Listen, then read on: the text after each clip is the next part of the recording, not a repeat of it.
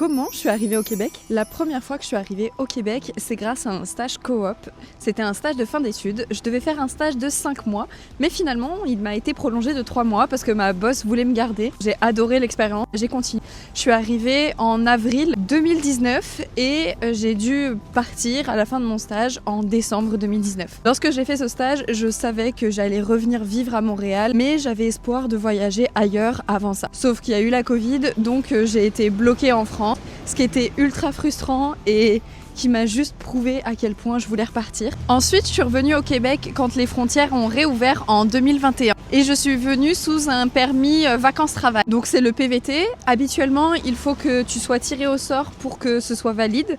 Sauf que dans cette période-là, il fallait que tu aies un emploi pour pouvoir venir sur le sol canadien. Donc j'ai cherché de toutes mes forces, j'allais dans n'importe quel type d'emploi juste parce que je savais que je voulais revenir et j'ai fini par trouver un emploi. Je suis revenue presque 2 ans pile après mon début de stage. Et mon PVT, même s'il avait été validé à mon entrée sur le sol canadien, en fait il m'avait mis que 1 an de validité pour aucune raison valide. Je ne sais vraiment pas pourquoi il m'avait mis seulement 1 an. Quand tu es français ou française, tu as le droit à 2 ans.